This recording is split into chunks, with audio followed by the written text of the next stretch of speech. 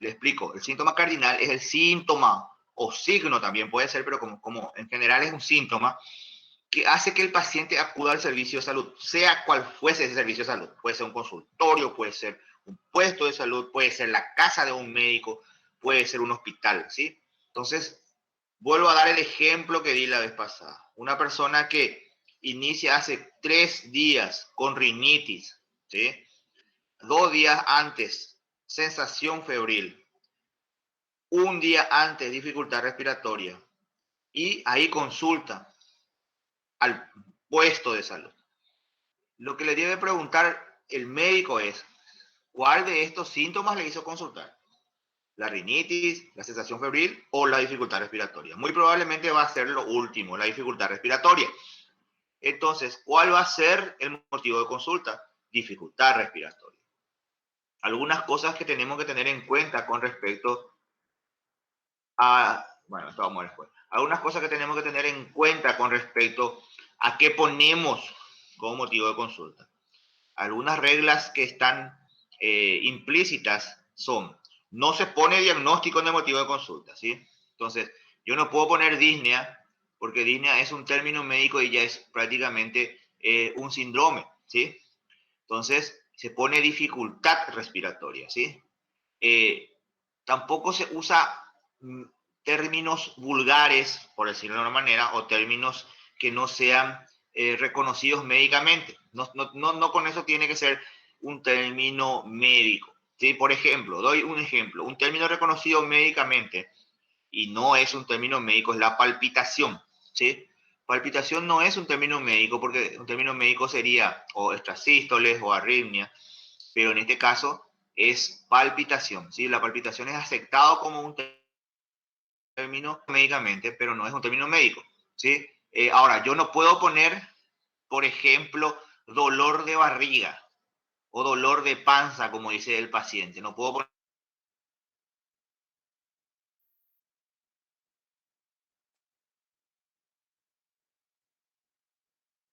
Inclusive uno puede poner, si no quiere poner esa palabra, dolor frontal, o sea, dolor en región frontal, ¿verdad? Es un término que se puede poner también.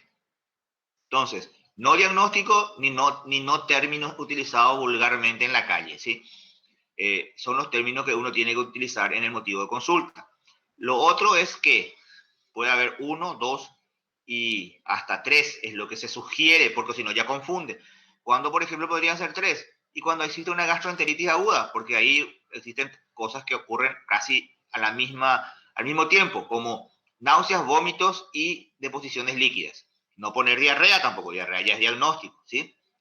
Entonces, esos son términos que vamos a tener que ir practicando para que vaya saliendo, ¿sí? Doctor, entonces sería en el motivo de consulta, más bien hay que poner los síntomas que el paciente tiene o estoy equivocado. Así mismo es, así mismo es. Algunas veces pueden ser signos. Doy un ejemplo. Por ejemplo, viene un paciente que consulta porque ve que su pierna está hinchada, ¿sí? Edema, ¿verdad? Entonces el paciente va a venir, bueno, a menos que sea médico o entienda algo, te va a decir, se me hinchó la pierna, se me hinchó las piernas, se me hincharon las piernas. Entonces uno ve eso, ¿verdad? Porque en motivo de consulta uno no lo va a tocar todavía, ni lo va a escuchar, va a mirar a lo mejor. Entonces uno pone motivo de consulta y ahí puede poner edema de miembros inferiores, porque el edema es un signo y un síntoma. Acuérdense de que el signo es todo aquello que se pueda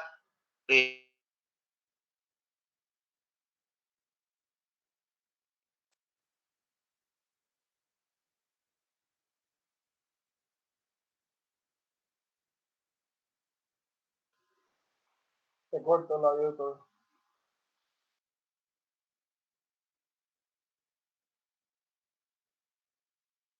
a diferenciar entre digamos, un aspecto normal y un aspecto patológico, ¿verdad? Entonces, puede ser también un signo, ¿sí? Profe, ¿hay algún material así para mirar en donde podamos ver los signos y síntomas, así para Sí, poder sí, sí, tener sí. idea?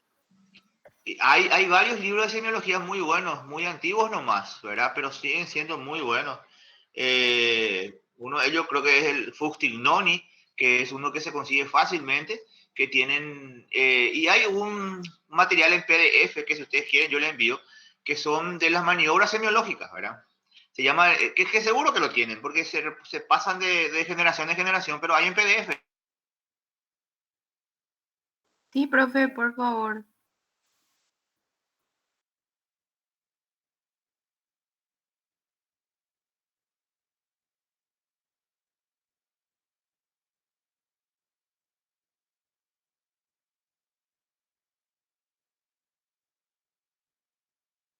El libro es bueno leerlo, ¿verdad?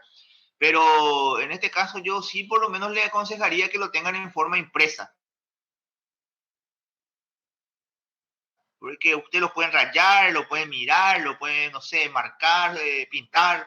Siempre lo que uno toca y de repente con uno o más sentidos va, digamos, estructurando el conocimiento, ¿verdad? O sea, yo siempre recomiendo imprimir estos PDF y tenerlo como un material de lectura. Bueno, uno lo tiene en la pantalla, no es lo mismo, ¿verdad? Evidentemente ayuda para repasar, para todo, pero siempre impreso es mejor. Sí, sí, existe varios. Yo lo que le voy a proveer, porque tengo dentro de mis archivos, es el PDF de semiotecnia. Eso sin problema le voy a proveer. Y los otros creo que hay también en digital, pero yo no lo estoy teniendo. Pero cuestión de hablar con los que estuvieron en semestres pasados, le van a, los que están en Interna 4 o Interna 3, le van a seguramente prestar inclusive.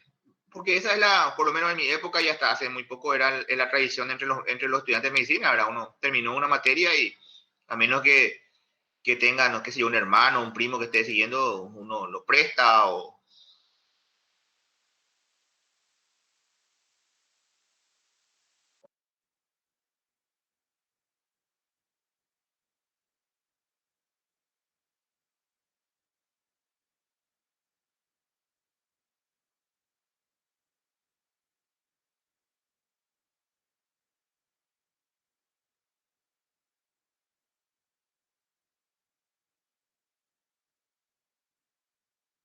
La ecografía, una cosa, ya muy poco sirve, ¿verdad? Profe, se sigue cortando el audio de vez en cuando.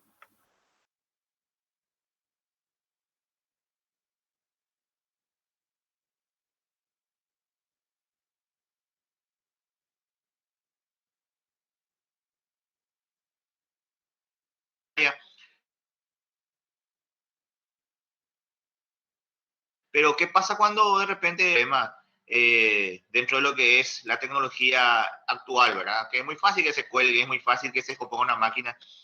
Entonces, no tenemos la posibilidad de resolver los problemas médicos. Yo creo que la semiología tiene que existir todavía y tiene que ser apoyada por la tecnología, ¿verdad? Bueno, para dar un pequeño repaso de los motivos de consulta, ¿sí? Dolor, que lo vamos a dar con mayor profundidad porque es uno de los temas más interesantes de la medicina. Es uno de los síntomas y signos más importantes porque es uno de los motivos de consulta más frecuentes en una urgencia, ¿sí? El dolor tiene varias características que tienen que ir teniendo como un digamos, como algo aprendido y como de repente un check-in, ¿verdad? ¿De qué pregunto del dolor? ¿Sí? ¿Qué pregunto? La ubicación, la irradiación, el tipo de dolor, la intensidad, perdón, el tiempo de evolución, los factores que pueden agravar o aliviar el dolor y algunas manifestaciones asociadas. Existen varias mnemotecnias para dolor que ustedes lo van a conocer. La más conocida y que la mayoría de los alumnos acá en Paraguay usa se llama Alicia, ¿verdad? Van a ver por qué es Alicia. Para Alicia es solamente el acrónimo de todo, de lo que significa, ¿verdad? Pero el dolor es, como digo, uno de los síntomas. ¿Por qué síntomas? Porque es algo que percibe el paciente. Principalmente la intensidad varía mucho de paciente en paciente, por más de que sea el mismo sitio de dolor. Y signo, ¿por qué? Porque ustedes están viendo el rostro de este señor y el rostro de este señor habla de que el dolor es intenso. ¿Por qué?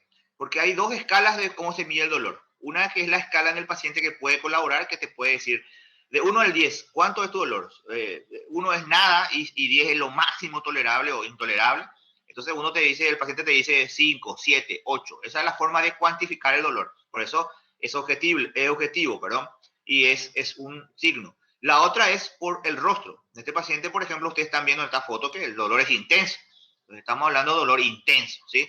Y por la posición de la mano y la ubicación del paciente, estamos frente probablemente a un dolor de tipo precordial, o sea, la ubicación sería precordial, probablemente irradie, porque por semiología básica, al lado izquierdo, que es el dolor típico del infarto. El tipo de este dolor es un tipo opresivo, ¿verdad? Puede ser punzante, puede ser opresivo, puede ser quemante, ¿verdad? La intensidad por el rostro, como dijimos, una intensidad alta, puede ser una escala del 1 al 10, un 9. La evolución suele ser una evolución corta, de minutos atrás.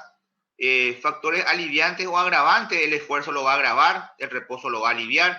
Manifestaciones asociadas, probablemente sudoración profusa, probablemente ansiedad, ¿sí? Entonces, es un signo y síntoma que obliga a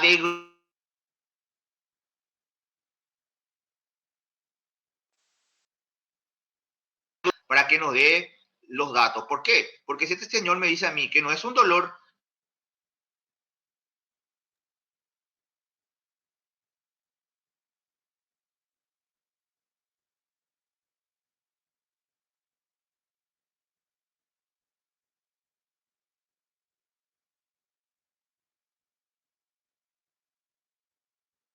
del motivo de la consulta, uno hace una buena semiología y uno ya tiene prácticamente hecho el diagnóstico. ¿Se entiende lo que estoy diciendo, verdad?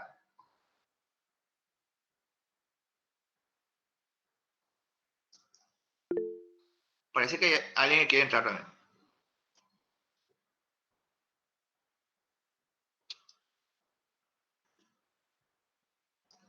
¿Me están escuchando o no? Sí, doctor, se lo escucha. Bueno, ¿se entiende o no lo que digo o quieren hacer preguntas sobre esto? Por momentos va, doctor, el audio y es ahí donde no se lo escucha, pero por mi parte no, ninguna pregunta. Gracias. Bueno.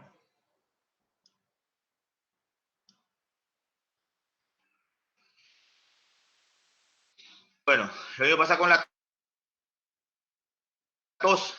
La tos en esta última etapa que estamos teniendo acá en Paraguay, que hace un año estamos con el coronavirus, la tos es uno de los motivos de consulta más comunes, pero igual fuera de esto sigue siendo motivo de consulta común. La misma cosa también, hay que ver el tiempo que tiene la tos, si es una tos de menos de 2 semanas o una tos de más de 2 semanas.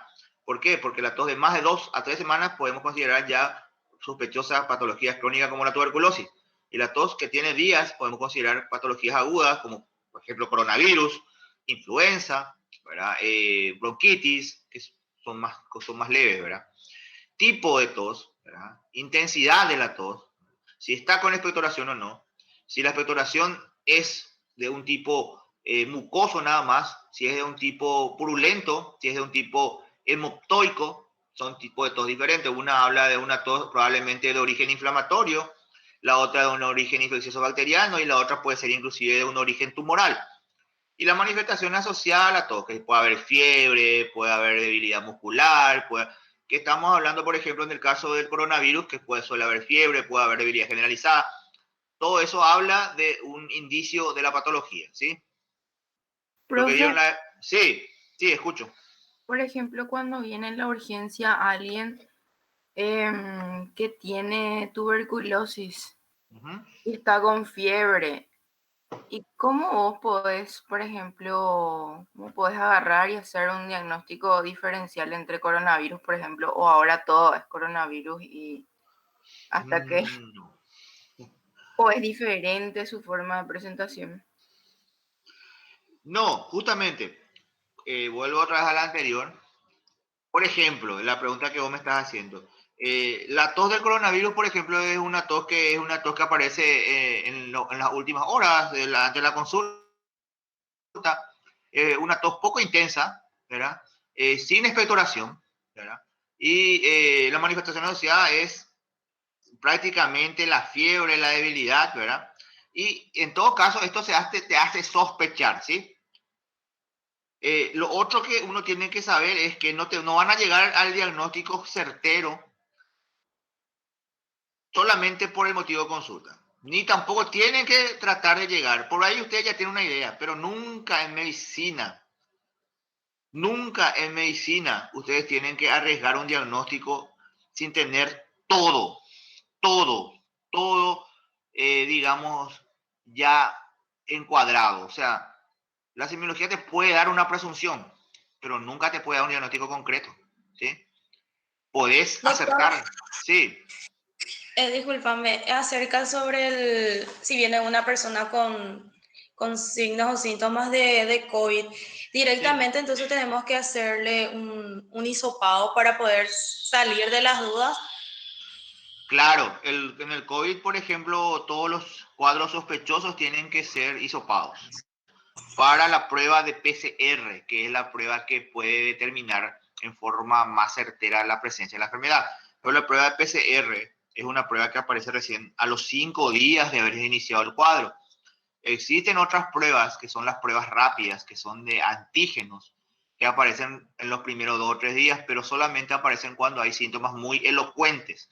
Entonces, acá en Paraguay, lo que más se usa es el PCR en tiempo real, que se debe de usar una vez que los síntomas ya hayan pasado al 5.º día. Pero es la prueba que hay que hacer. En este momento, todo paciente con cuadro respiratorio es coronavirus hasta demostrar lo contrario, ¿sí? Y sí, por supuesto que hay que hacerle otro estudio, hemograma, ¿verdad? Radiografía de tórax, si es posible una tomografía, que nos van a arrojar datos que van a complementar tu semiología, ¿sí? O sea, si viene con tos, fiebre y probablemente un poco de dificultad respiratoria, vos le pones el saturómetro y satura, vamos a suponer, entrar en el límite, 91, 92. Uno no puede saber si estamos frente a un cuadro infeccioso bacteriano o un cuadro viral de tipo coronavirus o tal vez de tipo influenza. Por la semiología, la influenza tiene mucho más moco. O sea, produce mucho más rinorrea, produce mucho más enrojecimiento en los ojos, lagrimeo, produce más catarro, más tos con expectoración, ¿sí? El coronavirus produce menos eso, pero vuelvo a repetir, semiología es un elemento, no es definitorio, ¿sí? Eh, y sí, hay que pedir, sí, hay que pedir, hay que pedir. En este momento sí hay que pedir. Ustedes ven los números seguramente en la televisión y ven el reflejo de que de 4.000 que se pide, 2.000 sale positivo. O sea, ahora prácticamente existe ya un contagio masivo dentro de la población y va a haber muchas presentaciones. La más común es la respiratoria, pero también hay otras presentaciones como la digestiva, o sea, la que produce diarrea, posiciones líquidas primero y que después se conjuga en una diarrea, ¿verdad? La que produce una astenia profunda con fiebre pero sin dificultad respiratoria. Y también existe la que no produce ningún signo, ni ningún síntoma importante, como la que se llama, entre comillas, asintomático, ¿verdad? Que en realidad no es del todo asintomático, solamente que el cuerpo lo tolera muy bien. Y muchas veces la gente confunde un pequeño cansancio y no lo asocia a una enfermedad, ¿verdad? Entonces, sí, con respecto a tu pregunta concreta, sí hay que pedir, sí hay que pedir. Inclusive, en un mundo ideal, habría que pedir influenza y habría que pedir también coronavirus, ¿verdad?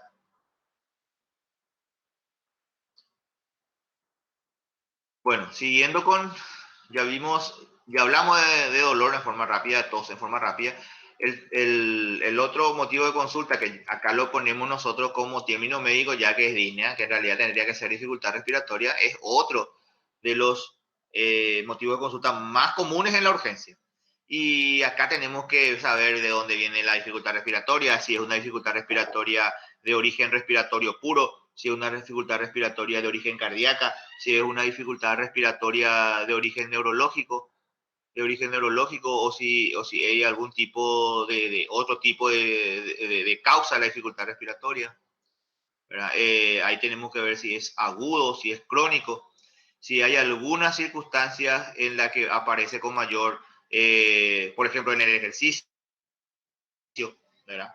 Y la manifestación asociada, que puede ser ortopnea, que es una dificultad respiratoria que aparece cuando uno está acostado, ¿verdad? Y que cuando uno se sienta desaparece, ¿sí? La disnea paroxística nocturna, que es una dificultad respiratoria que aparece cuando uno está durmiendo y de repente le despierta lo que anteriormente semiológicamente se llama sed de aire. se despierta con dificultad respiratoria, busca un espacio abierto, busca una zona más aireada, ¿verdad? Eso es lo que le pide el cerebro. Anteriormente, cuando las casas tenían ventanas amplias, uno abría la ventana y ahora mismo eso ya no se cumple mucho porque son mucho más cerrados los espacios. También podrían aparecer sibilancias en el caso clásico del asma, por ejemplo. Sibilancia es a nivel bronquial. Sibilancia estamos hablando, creo que todos entendemos eso, pero la disminución del calibre de los tubos de ingreso de aire, que son los bronquios o bronquiolos, y eso produce el efecto del silbato, ¿verdad? El silbato no es otra cosa que un instrumento que uno sopla y el aire va pasando de un lugar donde es más de un orificio donde tiene mayor diámetro a otro de menor diámetro y se produce el efecto de silbido, ¿verdad? Eso mismo pasa en el cuerpo. Entonces, la disnea y la dificultad respiratoria hay que estudiarla. La dificultad respiratoria pura tenemos, por ejemplo, los ejemplos más comunes son el asma, el EPOC, ¿verdad? Los cuadros bronquiales virales, como vuelvo a repetir, pueden ser la influenza o el coronavirus, y los cuadros respiratorios bacterianos que pueden ser una bronquitis o una neumonía. En el caso de los cuadros cardiológicos, lo más común es la insuficiencia cardíaca. Por lejos, lo más común es la insuficiencia cardíaca. Esa insuficiencia cardíaca puede ser causada por un problema crónico, ¿verdad? O puede ser causada por un problema agudo que puede deberse, por ejemplo, a un infarto agudo de miocardio. También tenemos las causas neurológicas, ¿verdad? Por ejemplo, existen las enfermedades desmielinizantes, que, por ejemplo, como el Guillain-Barré o de la placa, ¿verdad? Que pueden producir parálisis de los músculos respiratorios y producir dificultad respiratoria por eso. O sea, hay varias causas de dificultad respiratoria de disnea, ¿sí? Hasta aquí. ¿Preguntas? Doctor, los ronquidos, ¿cómo Sí. se lo considera? ¿Se considera como parte de dificultad respiratoria también? Bueno, muy buena pregunta. Yo sé, a lo que vos te referís es a ese ronquido nocturno que el paciente de repente tiene con mucha intensidad y en algunos casos produce el despertar del paciente, inclusive con poco dificultad respiratoria. Eso se llama apnea del sueño, ¿sí? Y se engloba dentro de una patología que se llama SAOS, síndrome de apnea obstructiva del sueño. Los ronquidos básicamente son causados por una disposición no ideal de la alineación que tiene la laringe con la tráquea, entonces produce una entrada menor de aire. También puede deberse a una obstrucción a nivel de los cornetes, pero son ronquidos diferentes. El ronquido patológico es el ronquido con una mala alineación que hay entre el bronquio y la tráquea, que muchas veces puede producirse por un fenómeno muy común que es la obesidad, ¿sí? Eso hace de que la laringe se suba un poco más, se eleve un poco más, y a la noche, cuando hay una relajación de esos músculos, empiecen a cerrarse más los orificios y produzca una disminución de la entrada de aire. Y eso produce ese ruido infernal a la noche, pero el problema no es lo tanto el ruido, bueno, el problema para las parejas o los hijos que ven que los papás están, o escuchan que la mamá o el papá está roncando, a lo mejor es molestoso, muy molestoso, pero tiene un problema clínico mucho más grave. Es una hipoperfusión, o sea, entra poco aire a las vías respiratorias y el que más sufre es el cerebro. O sea, con el correr de los años, ese paciente tiene que hacer mayor esfuerzo para poder nutrir al cuerpo, elevando las presiones del corazón, produciendo hipertensión, produciendo hipertrofia cardíaca y llevando a un problema de insuficiencia cardíaca. A nivel del cerebro puede producir daños a nivel de la corteza, puede producir ACV, ¿verdad? En adultos, estoy hablando del SAOS, uno de los grandes causantes de SAOS inducidos es la obesidad, ¿verdad? Después hay otras causas anatómicas, ¿verdad? En los niños, los cornetes pueden producir los ronquidos y también puede producir esa hipoperfusión, ¿verdad? Los cornetes y también las amígdalas, ¿sí? Entonces, la hipertrofia de cornete, las amígdalas y los pólipos pueden producir también muchos ronquidos. Por eso es que se pregona que en pediatría los niños que roncan mucho se operen ya antes de los 3, 4 años. ¿Por qué? Porque esa hipoperfusión a nivel del sueño puede causar un daño que puede influir en su conocimiento, en su, no conocimiento, sino en su progreso a nivel escolar, por ejemplo, ¿verdad? En su desarrollo neuronal y psicomotriz. Entonces es importante saber de que los ronquidos en la edad es diferente, en la edad de la infancia, que no es mi área, pero sí conozco, porque hice el curso del programa de neumología, ¿verdad? Nada más por eso conozco, porque si no, no hubiese conocido nada de niños conozco yo. En esa parte es muy importante por eso, y se prevé una cirugía. En el adulto es un poco más complicado. En el adulto ya hay cirugías que se han hecho de amígdala, hay otras cirugías donde se abren un poco más los conductos a nivel de la unión entre lo que es la laringe y la tráquea, pero inclusive se han colocado stem, pero la solución más importante es bajar de peso, ¿verdad? Y es peligroso, es peligroso. El SAOS, síndrome de apnea obstructiva del sueño, es una de las causas de discapacidad y de muerte prevenible muy importante.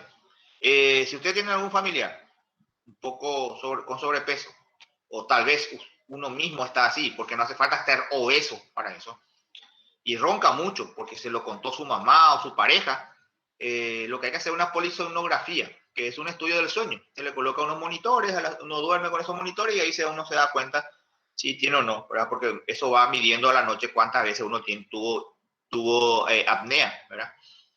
Y hay que tratar eso. ¿Por qué? Porque esa persona no duerme bien y a la mañana siguiente está dormitando, ¿sí? ¿Qué significa eso? Que de repente de estar en estado de conciencia porque el cuerpo está cansado, se duerme. En Paraguay se le llama eso, yo no sé si todos son paraguayos, pero la mayoría yo creo que son. Y si hay algún extranjero, le voy a explicar. Se llama piracutú, ¿verdad? O sea, ya es como cuando uno está en la pesca y está, digamos, cae un pescado, estira la línea del pescado y uno hace como un movimiento de cabeza hacia adelante. Y cuando se mueve la cabeza hacia adelante, uno despierta otra vez. Ese es en el término guaraní, que el guaraní es muy, muy bueno para hacer resúmenes, se llama piracutú. Pero si usted le dice a paraguayo de piracutú, ya va a entender que le están hablando, ¿verdad? ¿Y qué pasa? También que cuando estos pacientes tienen una profesión peligrosa, por ejemplo, manejar un ómnibus, y de repente pasa y ustedes saben en un segundo, y ya han ocurrido miles de accidentes, no acá. Eso está demostrado a nivel de Estados Unidos, a nivel de China. Hay unos cuantos videos que pasaban años anteriores que seguro ustedes ya lo habrán visto. Por ejemplo, hay uno muy famoso de un ómnibus lleno en Corea, que de repente va por un puente y el conductor se duerme y produce un accidente tremendo, ¿verdad? Entonces, y los ómnibus de larga distancia, ¿verdad? Entonces, es una patología muy, muy importante desde su punto de vista de discapacidad, peligro de muerte para él y para todos los demás, ¿verdad? Y una calidad de vida muy mala. Tratamiento actual se usa, si es que no se puede disminuir los factores de riesgo como la obesidad y no mejora, se usa un mecanismo que se llama BIPAC o CIPAC, que es como una mascarilla conectada a una máquina que da impulsos de presión positiva para vencer la resistencia de la vía aérea.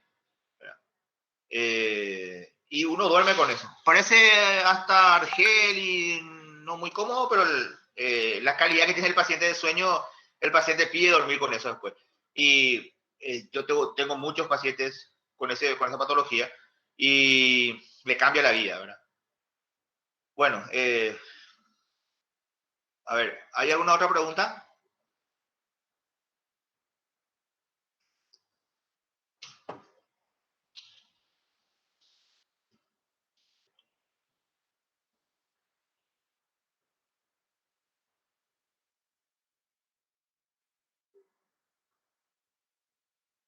Bueno, bueno. Vamos a ver. Creo que esto ya hablamos todos. No hace falta hablar mucho de esto. Bueno, voy a pasar a hacer para que hagamos un pequeño Resumen de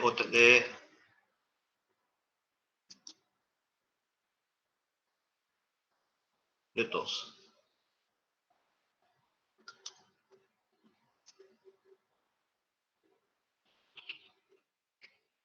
Bueno, lo primero que te tienen que saber en semiología, ¿qué es la tos? La tos es un acto reflejo, eso es muy importante.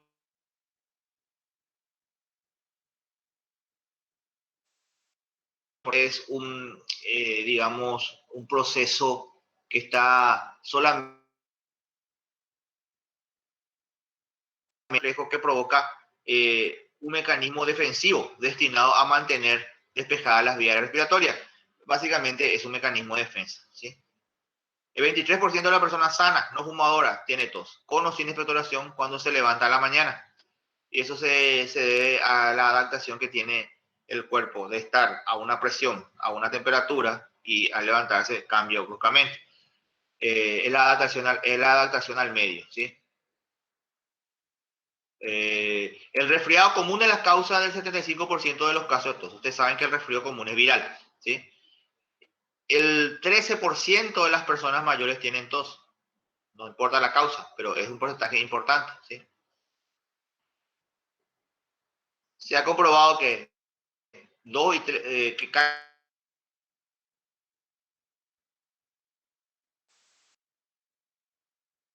virus y la influenza, bueno, pero cuadros que produzcan tos hay muchos más en el año.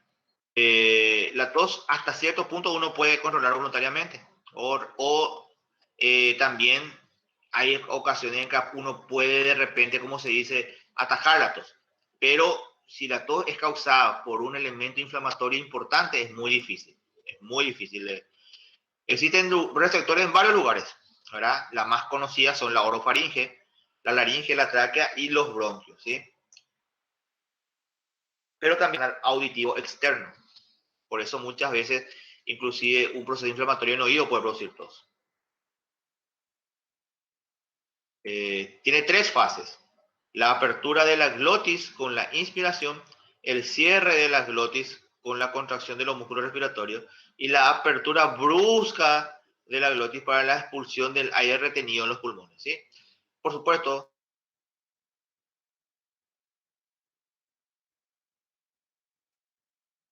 es como si fuese una altas presiones y velocidades. Eso favorece el arrastre de los factores externos que puedan estar causando algún tipo de daño en el cuerpo. Es lo que presume el cerebro, por eso actúa de esta manera. Es como estas máquinas que se usan para limpiar los espacios de las hojas, ¿verdad? O las aspiradoras en reversa, ¿sí? Bueno, los estímulos ya más o menos lo habíamos hablado, hay varios lugares donde hay. Otro también de los lugares donde hay es el pericardio. Por eso la pericarditis produce tos. Bueno. ¿Cuáles son las causas de tos? Esto sí es semiología pura, ¿verdad? ¿Qué es lo que yo tengo que pensar cuando un paciente viene con tos? ¿Verdad? Y bueno, ahí tengo que hacer mi abanico de posibilidades, ¿sí? ¿Qué puede ser causa de tos? Que el paciente tenga historia de tabaquismo, ese paciente va a ser un tosedor crónico que probablemente después se convierta en un EPOC. La traqueobronquitis, más conocida en niños, o sea, más común en niños. La insuficiencia cardíaca congestiva. Sí, esto es muy interesante, porque no muchas. La mayoría de las veces que un paciente consulta en un servicio básico de salud, servicio médico que no tenga, por ejemplo, cardiólogo, no tenga un internista, o no tenga un médico que se ocupe de preguntar las cosas. Viene el paciente con tos, 60 años, hipertenso, de larga data, que ya tuvo ya varios episodios cardiovasculares, pero él no le preguntó. Entonces viene y, ¿por qué consulta a usted, señor? ¿Qué le pasó? Tengo tos. Ah, tiene tos. ¿Y hace cuánto? Ya hace 2 días que estoy así con tos. No me deja ni dormir la tos. Ah, sin problema. Ambroxol, directo a tu casa. Ese paciente a los 2 días vuelve otra vez. Tiene tos. Ah, ¿y no te pasa la tos? Bueno, te vamos a dar Peracon, ¿verdad? Dextrometorfano. Se va a su casa. Al cuarto, quinto día ya viene todo hematizado y se queda ya internado en la urgencia. ¿Sí? ¿Qué pasó ahí?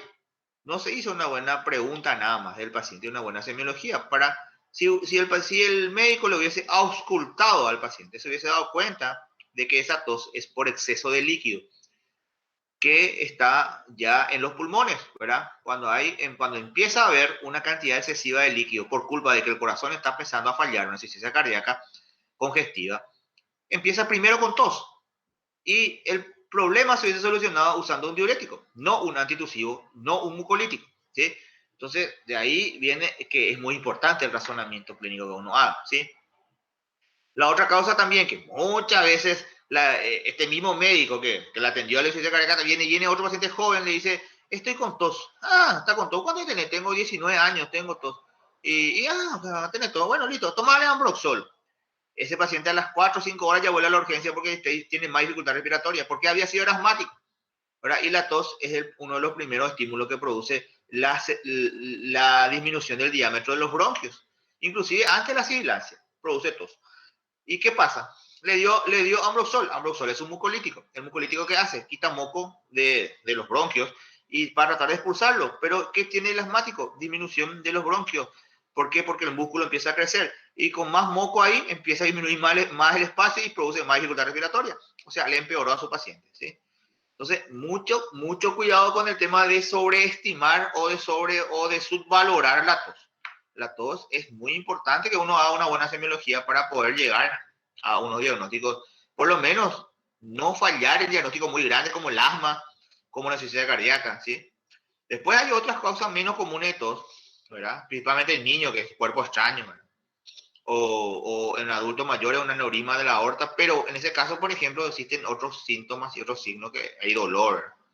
Por ejemplo, los tumores de vía respiratoria sí producen tos, pero es una tos que empieza en forma leve, no pasa, uno le ausculta, no hay ningún tipo de problema cardíaco, no hay tipo de problema de bronquial y bueno, uno va buscando las causas de la tos, ¿sí?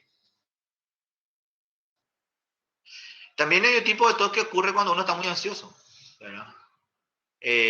Seguro a alguno de ustedes le habrá pasado empezar a toser ante un examen. Bueno, la ansiedad puede producir tos, puede producir náusea, puede producir vómito, puede producir cefalea, pero también puede producir tos. Pero esa sería una de las últimas causas que uno va a tomar en cuenta después de hacer todas las preguntas pertinentes, ¿verdad? Bueno, es un proceso inflamatorio, ¿verdad? Que en la mayoría de los casos, en la mayoría de los eventos de tos causadas por virosis o bacterias, el proceso inflamatorio es lo que produce la tos, ¿verdad?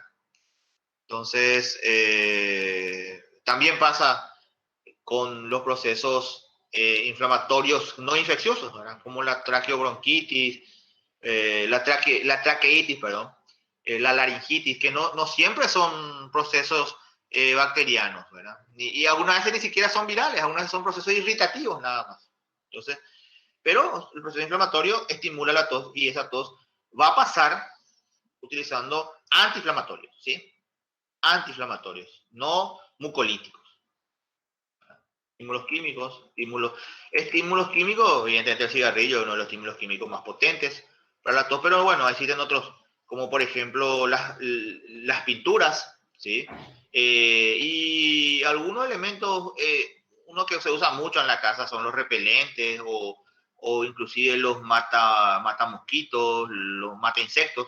Hay que tener mucho cuidado porque también son efectos químicos, son químicos muy, por más que sean, que la propaganda diga que son inocuos, pueden desencadenar una alergia tremenda y pues alergia, hablando mal y pronto, sería una hiperreactividad bronquial y puede producir tos y dificultad respiratoria. Y los estímulos térmicos que ya todos sabemos, ¿verdad? Que cuando baja la temperatura, cuando aumentan las presiones, eh, acá en Paraguay por lo menos se produce una tos masiva del paraguayo, o sea, cuando baja a menos de 15 grados uno sale a la calle y todo el mundo está tosiendo, ¿verdad? Cosa que no pasa en otras sociedades, ¿verdad? O sea, uno va a otros países, por ejemplo, va a Chicago y sabe que la temperatura en invierno es menos de 17 grados o de repente tiene la suerte de ir a Islandia y ahí no se tose por ese tipo de cambio de temperatura. Pero acá, como nuestro cuerpo, el cuerpo del paraguayo está acostumbrado a otra temperatura, el cambio brusco produce una reacción semi-inflamatoria. Bueno, las vías de la tos no es tan importante. Bueno, vamos a la semiología. Tos aguda, menos de 3 semanas. Tos crónica, más de 3 semanas. ¿Sí? Enfermedades de la tos aguda, toda esta lista: resfrío, sinusitis, rinitis, neumonía, asma, ¿verdad? Y de la tos crónica, acá en Paraguay básicamente nosotros tenemos que ver lo que son las enfermedades del tipo tuberculosis, ¿verdad? Y también las enfermedades por ejemplo, las enfermedades, las tumorales, que tienen mucho de cronicidad. Lo otro también, por un carcinoma broncogénico, que es uno de los más comunes. También, no todas las tos, no todas la producción de tos es de origen respiratorio o cardíaco o también neurológico. También hay una que viene del aparato gastrointestinal, que es justamente cuando existe un reflujo gastroesofágico, ¿sí? Por eso muchas veces, cuando uno se va a operar de las amígdalas inclusive, a uno le piden que haga una evaluación con el gastroenterólogo. ¿Por qué? Porque a la noche, cuando uno está en posición horizontal, puede haber un reflujo de ácido que puede llegar hasta las vías aéreas. Primero hasta, por supuesto, hasta del esófago pasa a la garganta, y ahí puede inflamar los ganglios, puede inflamar la amígdala, y también puede producir una inflamación a nivel traqueal y puede producir tos. Entonces, también es una causa de tos. También hay drogas muy comunes como el enalapril que pueden producir tos, ¿sí? Y como le dije, lo último es la tos psicógena, pero eso ya es lo último que uno tiene que ver, ¿sí? Y acá vemos, por ejemplo, que el goteo nasal posterior, que es una inflamación de las vías aéreas, ¿verdad?, superiores, produce inflamación a nivel de los receptores de la tos que están a nivel laríngeo y produce tos. El asma, reflujo gastroesofágico, está en tercer lugar, ¿verdad? Y después ya tenemos las otras causas. La tos puede ser seca, irritativa, puede ser húmeda, y después están las otras características de la tos perruna, que van a escuchar, tos hematizante, que viene con hemóptisis, ¿verdad? Y la expectoración, ¿sí? Bueno, hasta acá, ¿qué tal estamos? Súper bien, doctor. Bueno, seguimos entonces. Voy a dar un repaso así. No quiero entrar mucho en temas muy profundos porque seguro que el doctor Atilio va a hablar más de esto. Entonces, lo que sí quiero decirle es que la expectoración es muy importante. La expectoración puede ser, puede ser una tos productiva cuando viene con esputo. Ustedes saben que el esputo es la característica de la característica anormal. Ya cuando hablamos de esputo estamos hablando ya de una expectoración, ¿verdad? Y puede ser incoloro, puede ser incoloro, por ejemplo, cuando es una infección vírica o cuando es por tabaco, ¿verdad? Que uno echa catarro, dice, pero un catarro que no tiene color. Puede ser espumoso y rosado cuando hay edema agudo de pulmón, pero esos son cuadros re graves. Purulento, cuando estamos hablando de una neumonía, una bronquiectasia. Bronquiectasia es cuando existe en el pulmón como una bolsa de pus y que tiene comunicación con un bronquio, y eso al toser sale la pus de ahí, ¿sí? Gelatinoso, cuando existe una neumonía por neumococos, ¿verdad? Y con sangre, que vamos a ver después cuál es la diferencia, o que también se le puede llamar hemóptisis, cuando hay TBC o también cuando hay bronquiectasias, ¿verdad? Que ya habíamos hablado que era eso. El horario de la tos, o sea, el ritmo o el horario de la tos también tiene alguna significancia. En la mayoría la mayoría de las veces la tos en la mañana ocurre en el fumador, en el tuberculoso, en la bronquiectasia y en las alergias. A la noche en la insuficiencia cardíaca y el asma. En el asma es muy sencillo porque terminaron los corticoides del cuerpo que uno produce con la suprarrenal, que se produce a la madrugada y dura durante el día, y a la noche ya no hay, porque la inflamación del asma es muy importante. Entonces en ese momento empieza la tos, cuando ya el cuerpo está con cansancio, ¿verdad? Si hay una tos con las comidas, puede ser que haya una comunicación, una fístula traqueoesofágica, una hernia hiatal, que es una bolsita en el esófago, o un divertículo esofágico también, que es prácticamente lo mismo, ¿verdad? ¿Cuáles son los factores desencadenantes de la tos? ¿Verdad? ¿Qué otra cosa que hay que preguntar? ¿Qué es lo que te da tos? O sea, ¿qué situación? ¿Verdad? La comida, ya vimos que puede ser porque hay un proceso de una hernia o una comunicación. El decúbito, que llega a acostarse, que es lo más común, por ejemplo, en el caso de la insuficiencia cardíaca. El ejercicio en el asma. Los cambios posturales, que también puede ser debido a un problema a nivel del manejo de los líquidos, por ejemplo, en la insuficiencia cardíaca. Determinado horario en la TBC, fármacos como el enalapril, ¿verdad? O irritantes, que es lo más común, pero no llega a ser patológico, ¿verdad? Hace muy poco tiempo la costanera estaba lleno de humo y la gente igual se iba a caminar y tosía, ¿verdad? Bueno, los síntomas acompañantes, dificultad respiratoria, que es el que más le acompañe siempre, como en un cuadro de neumonía, en un cuadro de coronavirus, SARS-CoV-2, influenza, ¿verdad? Fiebre, la misma cosa, cefalea, mialgias, por ejemplo, también en los cuadros virales, dolor torácico, cuando hay, por ejemplo, una neurisma de aorta torácica, puede haber también dolor pleurítico, cuando hay un problema infeccioso del pulmón, ¿verdad? O un derrame pleural, pirosis, cuando estamos hablando de una hernia hiatal, ¿verdad? Un bocio cuando la glándula tiroides va, digamos, aprisionando una región de la tráquea y eso produce la tos. Lo que ya hemos visto de la ronquera, el estridor, cuando hablamos, o el estridor en el caso de los cuerpos extraños o de la obstrucción, y la ronquera más en el caso del síndrome de apnea obstructiva del sueño. Pérdida de peso, diarrea, pérdida de peso en el caso de una neoplasia, diarrea inespecíficamente puede ser con una virosis, edema, insuficiencia cardíaca, cianosis, pues puede ser cualquiera, ¿verdad? Puede ser insuficiencia cardíaca, puede ser neumonía. Y la exposición a sustancias que pueden producir daño a nivel pulmonar, como el carbón, ¿verdad? La silicosis, el asbesto, el uranio, bueno, ya un poco más pesado ya, el uranio ya causaría otra cosa mucho más grave, ¿verdad?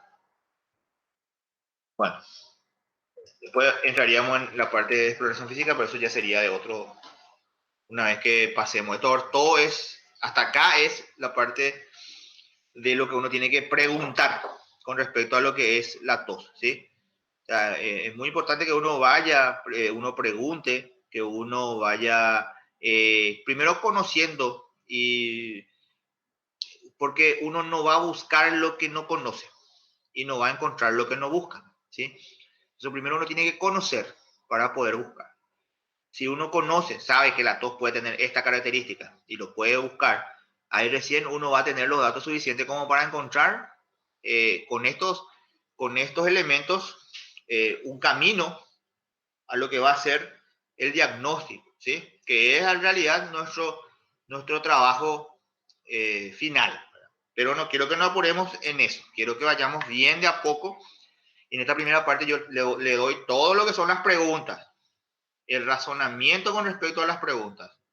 Después yo le voy a dar otro tipo de enfoque, que va a ser el enfoque de dónde colocar el estetoscopio, de dónde poner la mano, ¿sí? Entonces, por eso no quiero que se apuren. Quiero que primero vayamos ahora, historia clínica, todo preguntas, interrogatorio, motivo de consulta, desglosar los motivos de consulta, hacer bien los antecedentes de la enfermedad actual, ¿sí? Los antecedentes remotos de la enfermedad actual, ¿sí? Esa parte quiero que lo hagan bien. Si por ahí les sirve, yo les puedo enviar los PPT para que ustedes lo tengan de apoyo. No, y como le dije, le voy a enviar también el libro de semiotecnia, que le va a servir de mucho cuando empecemos a hacer semiotecnia, que todavía esta parte no es conveniente hacerlo. Esta parte es conocimiento de la teoría, qué tengo que preguntar, cómo tengo que preguntar, qué tengo que buscar, ¿verdad? En mis preguntas. Después sí va a ser qué tengo que tocar, qué tengo que escuchar, qué tengo que, digamos, sentir, ¿sí? No sé si se entiende lo que estoy hablando. Sí, profe. Profe, ¿y cuánto tiempo te lleva, por ejemplo, hacer toda esta parte de estas preguntas? 2, 3 minutos. No es mucho. Lo que pasa es que, como en todo, o sea, si ustedes... Lo que pasa es que en medicina tenemos que explicar la cantidad de vertientes. O sea, le hago un ejemplo rápido. Viene un paciente, se sienta frente mío, yo ya al entrar ya le veo que tiene más de 60 años. Ya estoy viendo que está entrando con un poco de dificultad ya. Entonces yo lo primero que voy a preguntarle son su nombre, por supuesto, le saludo, todo lo demás. Y le pregunto, ¿qué patologías tuviste vos? ¿Qué tenés? ¿Sí, hipertenso? ¿Estás tomando algo? Sí, tomo. Yo ya estoy tratado por problemas cardíacos, listo. ¿Qué fue lo que te trajo? Bueno, lo que me trajo fue la tos. La tos. Tengo mucha tos. Ah, tenés mucha tos. Y esa tos en estos días nomás, sí, en estos días nomás. ¿Tuviste fiebre? No, no tuve fiebre. ¿Tuviste algún otro? No, no, no, solo tos, doctor, solo tos tengo. Ah, bueno, perfecto. Entonces, ¿qué es lo que yo ya voy a pensar? Que es una tos de origen cardíaco, ¿sí? Entonces, lo que voy a seguir después es la semiología cardiológica que vamos a estudiar después, ¿sí? En cambio, viene un paciente, tal vez puede ser el mismo paciente, pero me dice, sí, tuve un poco de dolor muscular, un poco de fiebre, ¿verdad? Me sentí un poco mal, doctor, me sentí. Pero ¿te acostás bien? Sí, me acuesto bien. Entonces, ahí yo ya voy descartando que sea cardiológico, ya me voy a hacer lo respiratorio. Y le pregunto cosas como, por ejemplo, ¿y en tu casa hay alguien que está enfermo? Sí, vos sabés que estuvo enfermo. Bueno, entonces ya me voy orientando probablemente a una patología viral o bacteriana, y ahí ya pido lo otro. También puedo suponer, ¿verdad? De repente viene el paciente y me dice, tú sí, sí, tengo todo, doctor, y he hecho catarro amarillo. Amarillo, primero fue blanco, después fue amarillo, después ya muy espeso, y después ya vino fiebre, la fiebre. Entonces eso me va a orientar a un proceso de infeccioso bacteriano que es un poco más lento, ¿sí? Es rápido esto, pero lo que usted tiene que primero tener los conocimientos para poder hacer las preguntas correctas, ¿verdad? O sea, no se vayan a asustar porque la tos se divide en todo esto, ¿verdad? Sino esto es para que ustedes razonen. Tienen que saber primero. O sea, ustedes no van a poder elegir las opciones correctas si ustedes no saben cuáles son las opciones.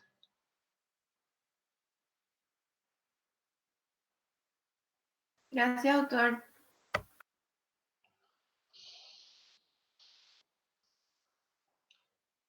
¿Preguntas hasta acá?